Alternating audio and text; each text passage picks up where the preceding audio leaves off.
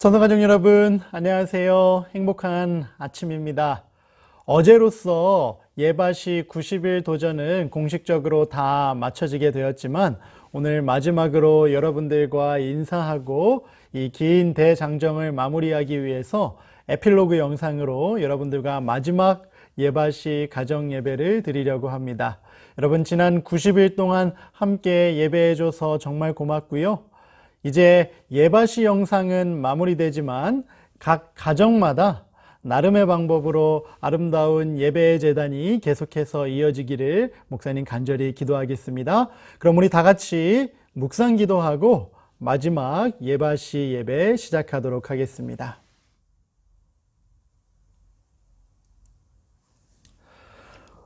우리 마지막으로 함께 436장 우리 마음의 소원을 담아서 주 닮기 원해라는 찬미 불러보도록 하겠습니다. 익숙해진 찬미지요? 간단하니까요. 우리 큰 목소리로 함께 불러보겠습니다. 주 닮기 원해, 주 닮기 원해, 주를 닮기 원하네. 저 하늘 본향 가는 날까지 주를 닮기 원하네. 주 예수 따라, 주 예수 따라, 주를 따라가려네. 저 하늘 본향 가는 날까지 주를 따라가겠네.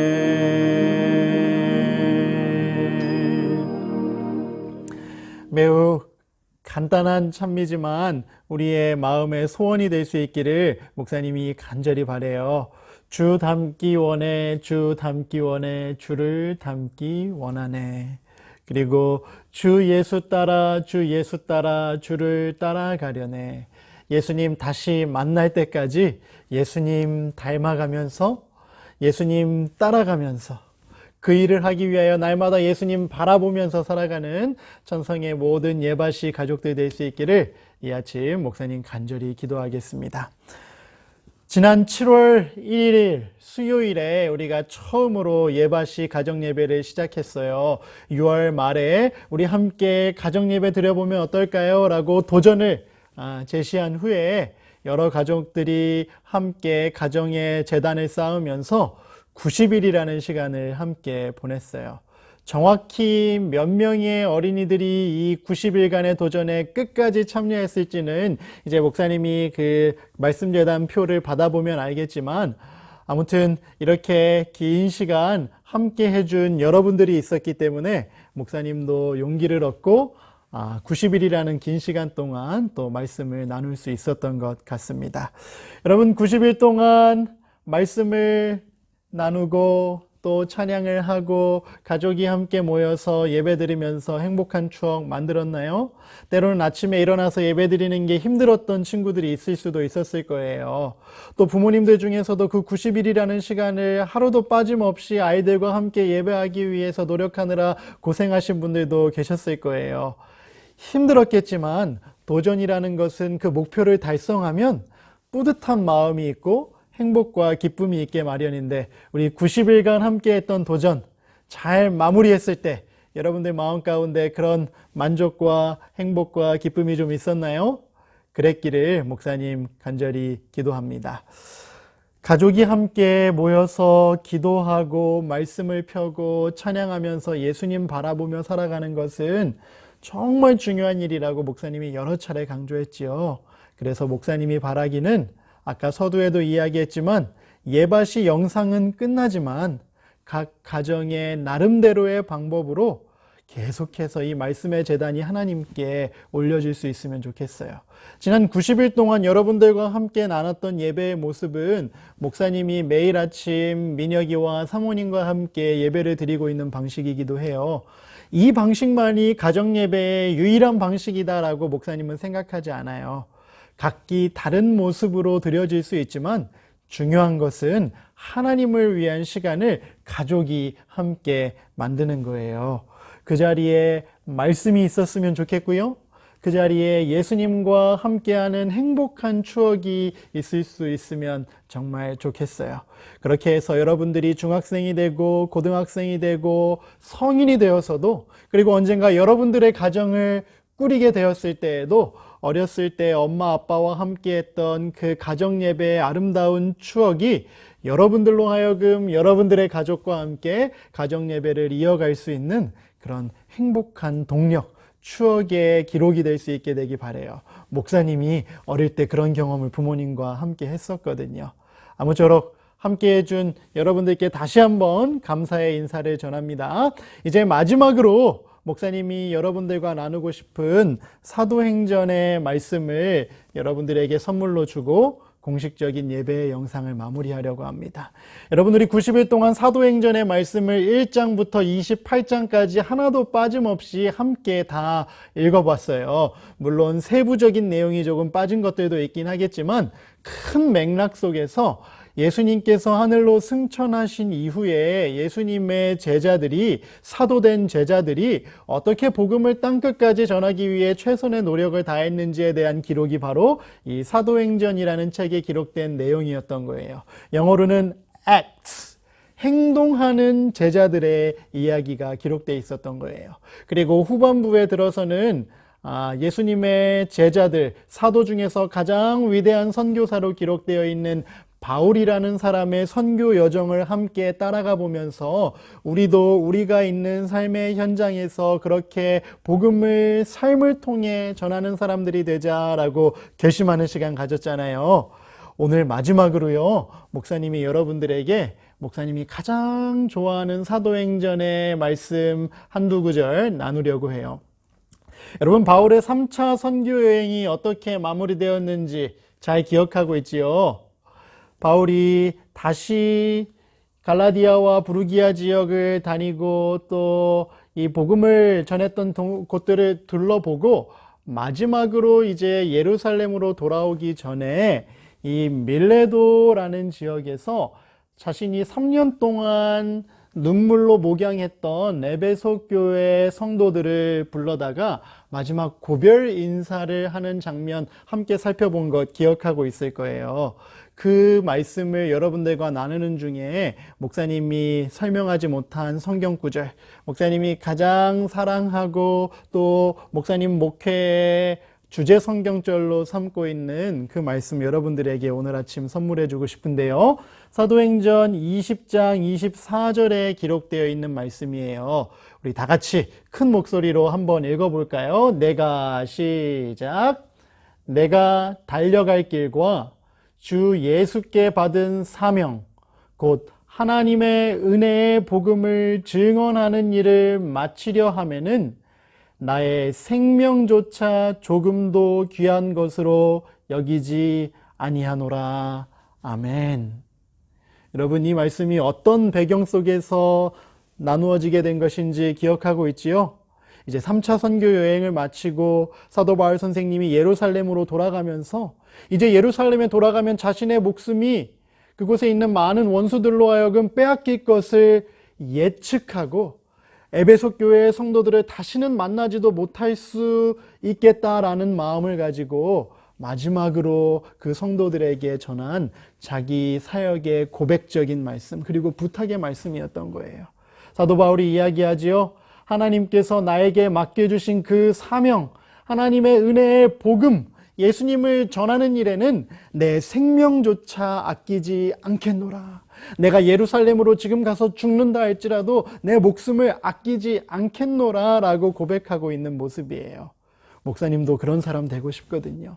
그런 사람 되고 싶어서 목사님이 되기로 결심했거든요. 여전히 부족해요. 여전히 예수님의 모습처럼 변화되기 위해서 성장해야 될 부분들이 너무 많아요. 그렇지만 이 말씀의 내용이 목사님의 삶을 통해 실천될 수 있도록 목사님도 날마다 예수님 바라보면서 노력하고 있어요. 하나님의 능력 힘입어서 그렇게 살게 해달라고 기도하고 있어요. 우리 천성교회 모든 어린이들, 부모님들, 선생님들도 각자 하나님께서 맡겨주신 사명이 있음을 기억하고 내 삶을 통해 하나님께서 이루셔야 할 그 마지막 사명이 무엇일지 가르쳐달라 기도하신 이후에 그 일을 이루기 위해서 목숨마저도 하나님을 위해 다 드리기로 결심하는 진짜 그리스도인들이 될 수 있으면 좋겠어요.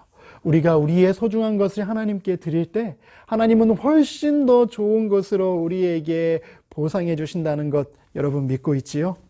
이 세상에서 그 복 다 누리지 못한다 할지라도 예수님 분명히 재림하실 때 그 축복이 우리의 것이 될 것이라는 것 여러분들 분명히 믿고 있지요? 그 약속을 믿기에 오늘도 우리는 믿음의 여정을 끝까지 포기하지 않고 달려갈 수 있는 거예요. 그 여정에 여러분들과 함께하게 해주신 하나님의 은혜에 감사하고 우리 예수님 다시 만날 날을 간절히 사모하는 천성의 모든 가족들 될 수 있으면 좋겠습니다.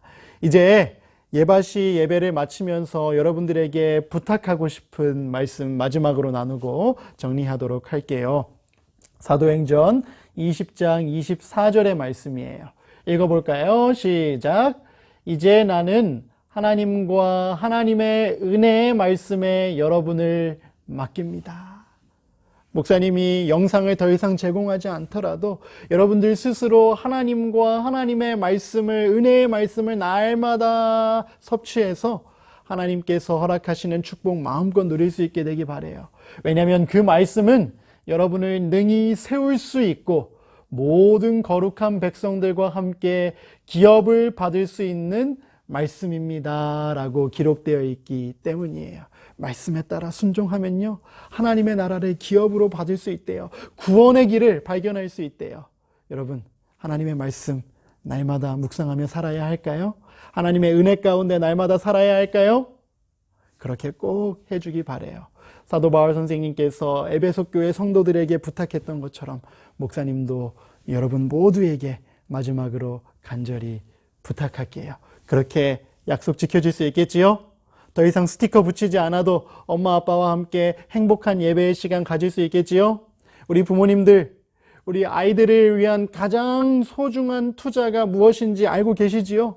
믿음 안에서 우리 아이들이 잘 양육될 수 있도록 힘들지만 그 귀한 시간 꼭 구별하셔서 가족의 믿음이 날마다 성장할 수 있게 되는 귀한 경험 하실 수 있게 되기를 날마다 응원하며 기도하겠습니다. 코로나19라는 큰 위기 가운데서 우리 모두 하나님의 말씀 때문에 굳건히 믿음 위에 설 수 있게 되기를 간절히 기도합니다. 그럼 우리 다 같이 기도하고 예바시 모든 일정 마무리하도록 하겠습니다.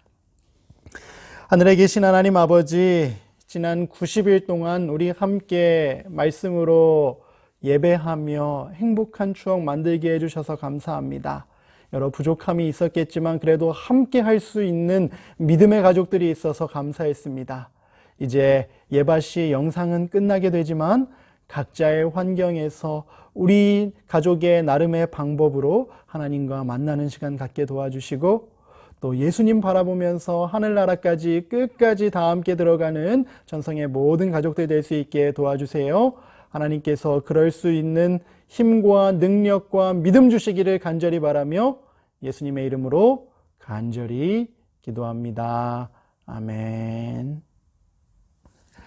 이제 진짜 마지막입니다. 여러분 지난 90일 동안 말씀재단에 스티커 붙인 것들이지요.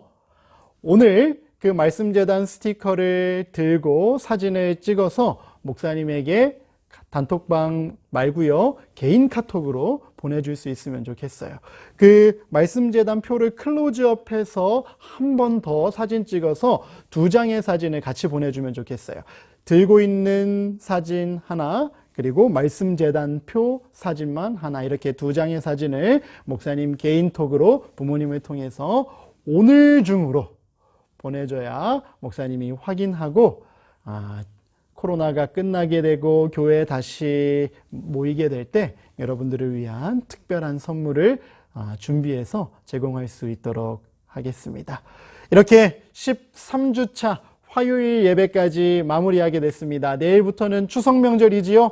우리 천성 모든 가족들 직접 만나 뵐 수는 없지만 행복한 추석 보내게 되기 바라고요. 추석이 끝난 이후에는 꼭 교회에서 다시 만날 수 있게 되기 바랍니다. 여러분 그동안 감사했고요. 행복한 추석 보내세요.